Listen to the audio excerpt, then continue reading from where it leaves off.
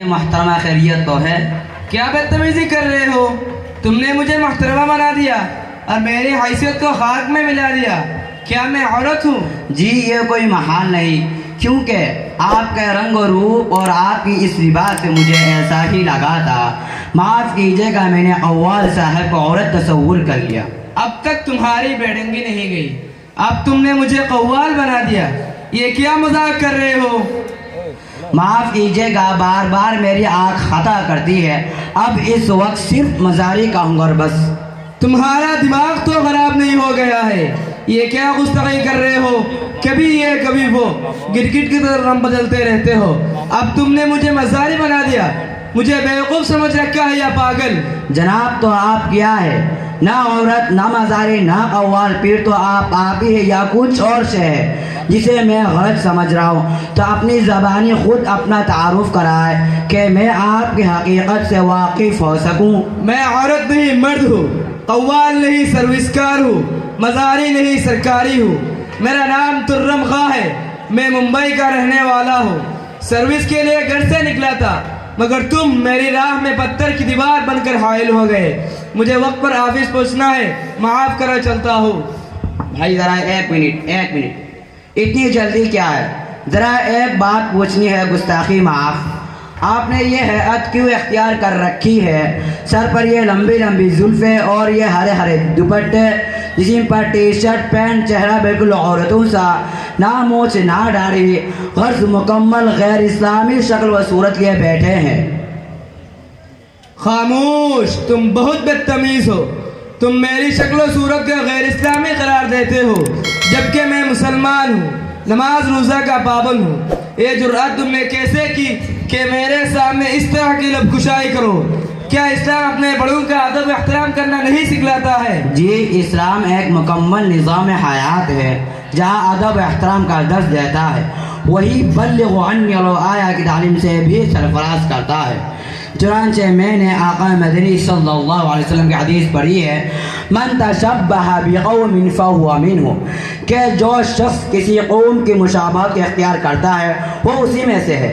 لہذا بلغ عنی ولو آیہ کے پیش نظر کی لب کشائی کی جرأت ہوئی ہے۔ میں حیران ہوں آپ کی شکل و صورت کو دیکھ کر کہ مسلمان ہوتے ہوئے بھی نہ کوئی اسلامی یونیفارم ہے اور نہ کوئی امتیازی شان ہے۔ عزیزم، میں مجبور ہوں، چونکہ دفتر میں سارے ملازموں کی حیت یہی ہوتی ہے۔ ملازمت بھی اسی کریکٹر پر ملی ہے، اسے ترک کرنا گویا رسوائی اور دفتری حکام کو اپنے سر لینا ہے، حتیٰ کہ نوکری سے بھی ہاتھ دھونے کا امکان ہے۔ لا حول ولا قوت الا باللہ۔ افسوس ہے کہ آپ نے غیر مسلموں کی ناگواری پر اپنے لباس کو ترک کر دیا۔ لباس تو درکنار اپنی داڑھی کو بھی باقی نہ چھوڑی، جبکہ داڑھی رکھنا واجب ہے اور نہ رکھنا بدترین گناہ ہے۔ تاجدار مدینہ کا حکم ہے، وَعَفُوا لُحَاكُمْ، اپنے داڑھیوں کو بڑھایا کرو، یہود و نصارہ کی مشابہت اختیار نہ کرو۔ رہی یہ ملازمت اور آفس کے ملازموں کے طعنے، یہ نہایت کمزور دلیل ہے۔ ذرا غور تو کرو، سکھ بھی بڑے چہرے عہدوں پر فائز ہے، اپنی وردی اور شکل و صورت پر مضبوطی سے قائم ہے، کوئی بھی ان کو ٹھیڑی آنکھ سے بھی نہیں دیکھ سکتا۔ اچھا مولانا صاحب، ایک بات بتائیے کہ ان ظاہری شکلوں میں کیا ہے کہ ہم جس کریکٹر کو چاہے اپنائیں، ہمارے دل تو صاف ہے، احکام خمسہ کی پابندی کرتے ہیں۔ رہی سکھوں کی بات تو وہ ان کا اپنا لباس ہے جو ان میں نسل در نسل چلا آ رہا ہے۔ اب تک میں آپ کو ایک عقل مند سمجھ رہا تھا، لیکن اب پتہ چلا کہ آپ کچھ ہاف مائنڈ بھی ہے۔ ساری رمائن پڑھ لی مگر سیدھا کس کی جوڑو یہ بھی پتہ نہیں۔ خود کو تو شریعت کا پابند بتلاتے ہو اور نہ اپنی شریعت کی حقیقت کا پتہ ہے اور نہ اپنی شعار و لباس کا۔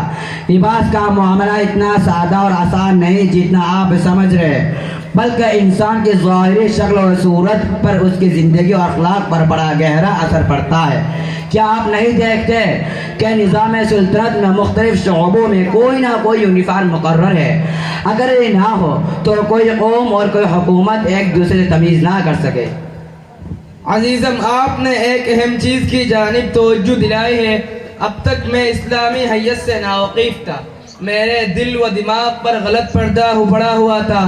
آپ کی تقریر نے میری آنکھ کھول دی، معلومات میں بھی اضافہ کیا۔ इंशाअल्लाह तहयात दीनी शिआर को ख़ास तौर पर दाढ़ी को किसी भी हालत में तर्क नहीं करूँगा। माशाअल्लाह वमा तौफीकी इल्ला बिल्लाह। आपका मैंने बहुत ज़्यादा वक्त मशगूल कर दिया, अब इजाज़त दीजिए, मैं चलता हूँ। ठीक है अजीज़म, जा सकते हो। अल्लाह ताला आपके इल्म में बरकत अता फरमाए। अस्सलामु अलैकुम व रहमतुल्लाहि व बरकातुहू। वालेकुम अस्सलाम व रहमतुल्लाहि व बरकातुहू।